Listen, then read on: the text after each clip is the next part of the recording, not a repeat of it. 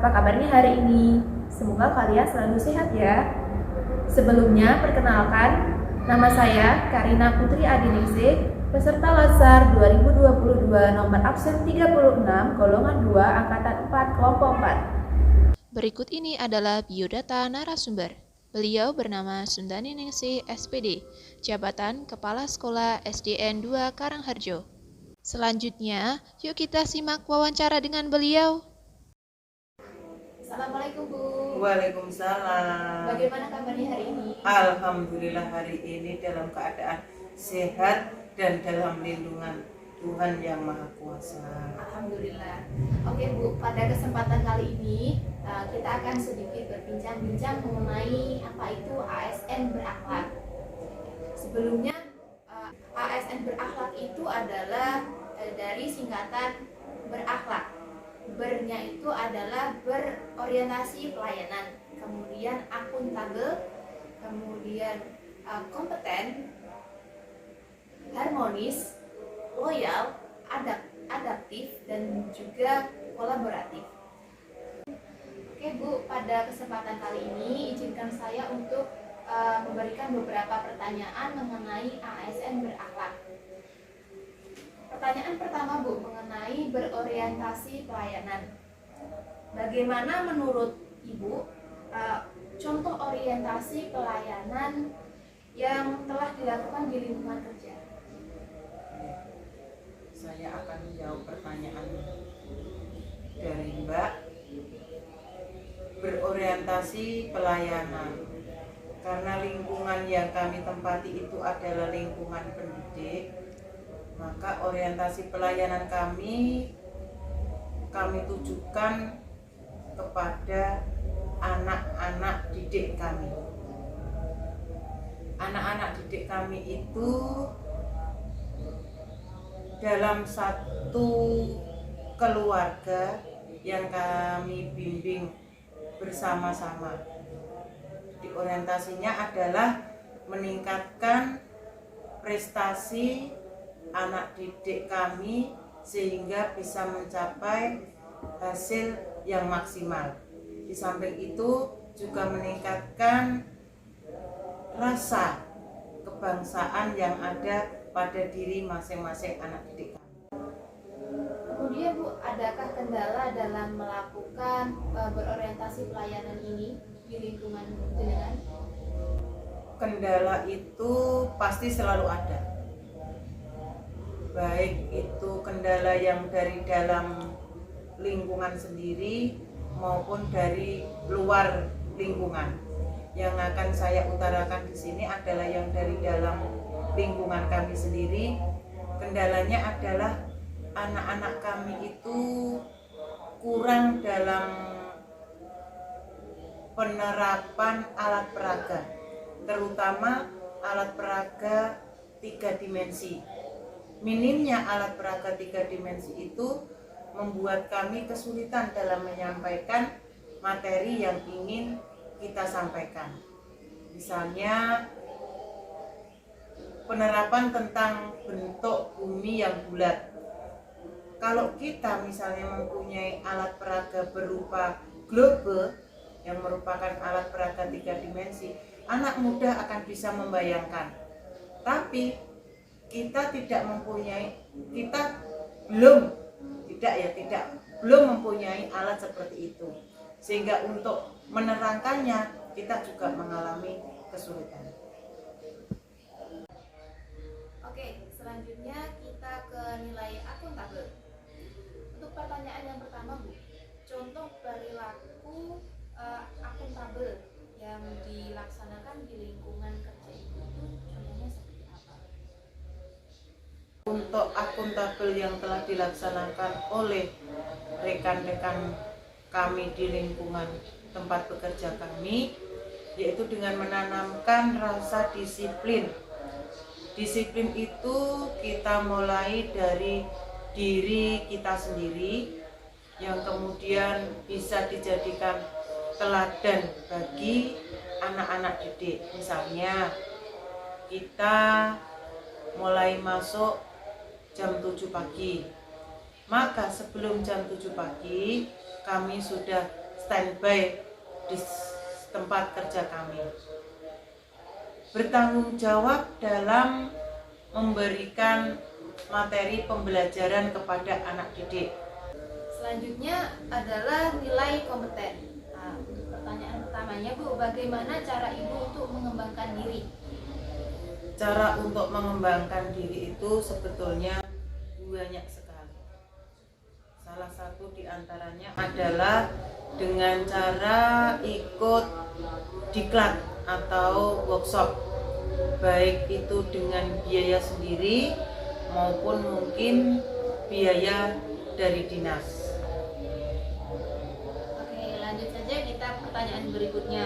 Apa manfaat dari yang diperoleh dari kita menerapkan nilai-nilai kompeten? Dengan kita mengikuti diklat atau workshop, otomatis pengalaman kita, pengetahuan kita, keterampilan kita akan bertambah. Dengan model seperti itu, kita terapkan di lingkungan tempat kerja kita tanamkan pada anak didik kita, maka akan semakin menambah suasana yang lebih baik lagi. Pemahaman anak mungkin akan lebih jelas. Oke, selanjutnya adalah nilai harmonis.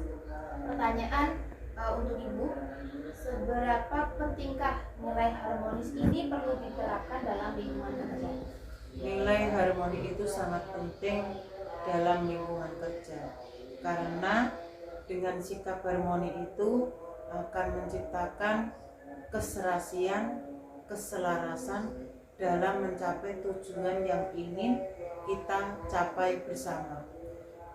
Kalau misalnya salah satu dari rekan kita tidak bisa sejalan dengan kita, maka rasanya akan seperti timpang atau istilahnya pincang. Tapi kalau semuanya sejalan, searah, menjaga keharmonisan, apa yang kita cita-citakan, apa yang kita impikan, tujuan kita bersama akan dapat berhasil dengan baik. Betul sekali.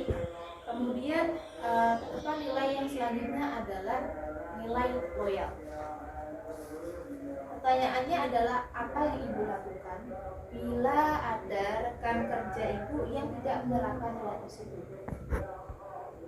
Mungkin pernah salah satu rekan kerja kami yang kurang loyal dalam beradaptasi dengan kita. Ternyata setelah kita dekati, kita dari hati ke hati, ada masalah dari dia. Kemudian kita berusaha untuk mengetahui apa permasalahannya, dan akhirnya dia mau menceritakan. Ternyata kita bisa memberikan solusi, dan alhamdulillah apa yang kita berikan, solusi yang kita berikan itu bisa masuk dan bisa menjadi masukan bagi dirinya, sehingga ada perubahan yang tadinya dia kurang loyal terhadap lingkungan dan rekan kerjanya menjadi lebih loyal dan bisa memahami pentingnya kebersamaan untuk mencapai tujuan bersama. Berarti ada komunikasi antar personal sehingga bisa menemukan titik temu itu. Betul, ya. Lanjut saja kita ke nilai yang selanjutnya adalah nilai adaptif. Pertanyaannya adalah bagaimana cara Ibu beradaptasi dengan lingkungan kerja?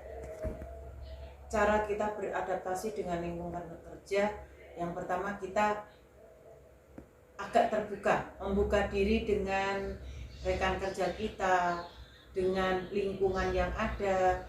Misalnya setiap kita datang ke tempat kerja, kita tidak hanya duduk, kemudian buka HP, kemudian menulis, pokoknya yang menyibukkan diri sendiri kita.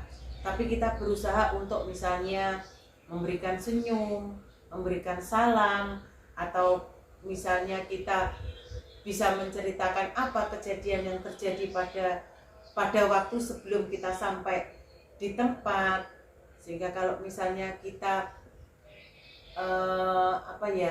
semacam ada beban yang ada di dalam hati, bisa kita utarakan, dan mungkin dari rekan-rekan kerja kita dapat memberikan solusinya. Kemudian yang selanjutnya, adakah hambatan dalam beradaptasi itu? Ada, hambatan itu ada.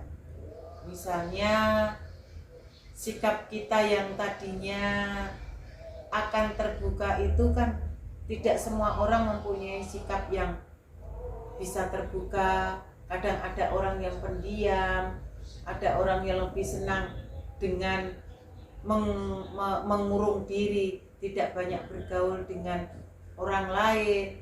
Ada yang gaul. Nah, dari ragam seperti itu kita bisa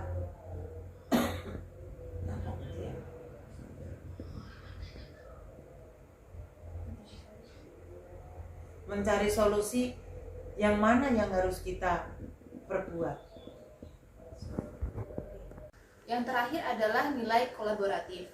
Pertanyaan dari saya adalah kerjasama yang dilakukan Ibu supaya menciptakan lingkungan itu kompak, itu seperti apa, Bu? Banyak sekali. Salah satunya adalah pada saat kita mengikuti event-event perlombaan.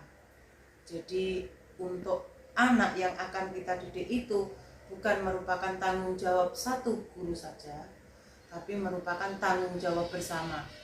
Siapapun yang ingin membina, kalau misalnya ada waktu luang, silahkan. Jadi tidak hanya tergantung pada satu orang saja, bisa kita semuanya. Dengan seperti itu, berarti pengetahuan anak, wawasan anak juga akan semakin bertambah. Oke, terima kasih Ibu atas waktunya.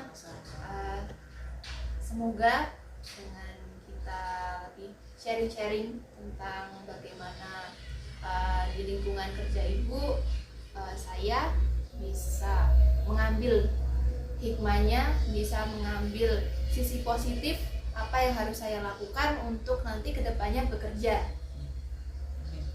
Oke sobat, itu tadi adalah video wawancara dengan narasumber tentang apa itu ASN beralat.